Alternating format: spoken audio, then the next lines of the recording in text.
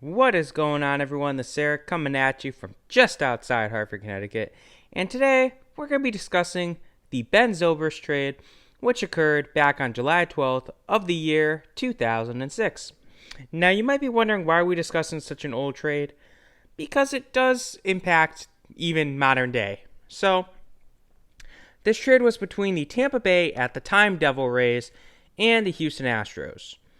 Now, it's so interesting to think that at this point in time, Houston was, in the NL, but that's where we were. So in this trade, Tampa Bay would acquire utility man Ben Zobrist and starting pitcher Mitch Talbot from Houston in exchange for utility man Aubrey Huff. So, of course, we're going to start with Tampa Bay. And at the time of this trade, Huff was considered the superior player. Not by a ton, but by a decent enough amount. So, Ben Zobrist, he actually would end up spending 8.5 years in Tampa Bay. So, he had a slower start to his time there, but then come 2009, the year after their World Series appearance, he just has a dominant season. And 2011, he again has another really strong season. So, those 2 years, 2011 and 2009, those inflate his WAR so much because he was so good. And he doesn't necessarily have a specific role. He's not like the starting second baseman. But he ends up playing all across the diamond for them.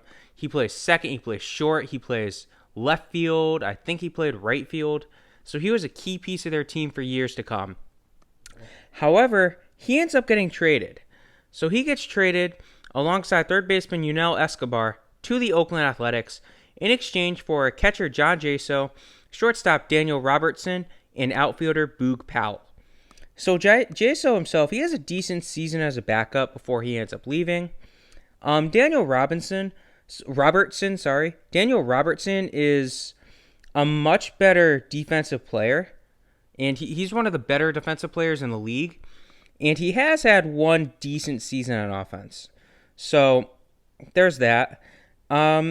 And then we have Boog Powell. So Boog Powell ends up spending 1 year in the minors for Tampa before being traded alongside starting pitcher Nate Carnes and relief pitcher CJ Reifenhauser to the Seattle Mariners in exchange for a utility man and Brad Miller, first baseman Logan Morrison, and relief pitcher Danny Farquhar.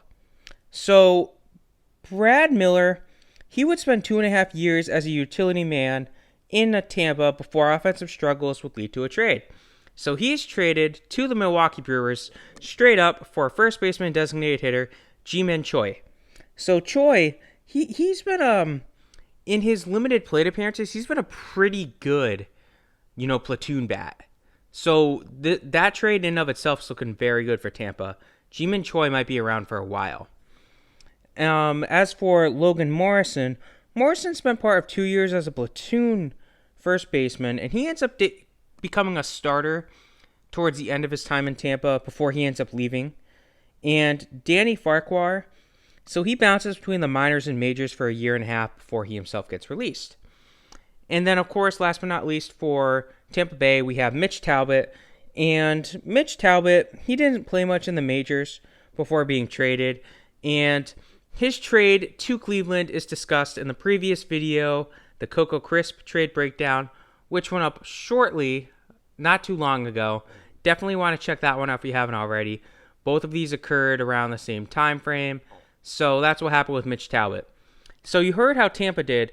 How did Aubrey Huff perform in Houston? Because obviously, there's no more orange on the screen. Aubrey Huff, he had an okay half season, but Houston didn't re-sign him, and he walked. We're not here to talk about him off the field. We're here to talk about him as a player. So Aubrey Huff underperformed in a half season before leaving the team. Now, how did the other three teams that made deals with Tampa Bay do? We'll start with Oakland, as they got the aforementioned Ben Zobrist. So Zobrist, he'd only spend a half season in Oakland, and then he would suffer a knee injury. But he did play well in a short time there before he himself ends up getting traded. So he does decent there. And UTIL Escobar, he ends up getting immediately traded. As for Seattle, so Boog Powell, He only played 2 months in the majors for Seattle before he himself gets traded again. Nate Karns, he has an okay season before an injury essentially hurts his career. And Reifenhauser, he ends up getting traded in the Jake Arrieta trade, which has been on the channel for a couple of months now. So he didn't even play in Seattle. He just gets included in that trade. And then last but not least, we have Milwaukee getting Brad Miller. And Brad Miller underachieved over a month and a half before he himself gets cut by Milwaukee. So that is the Ben Zobrist trade breakdown. Who won the trade? I think it's pretty obvious.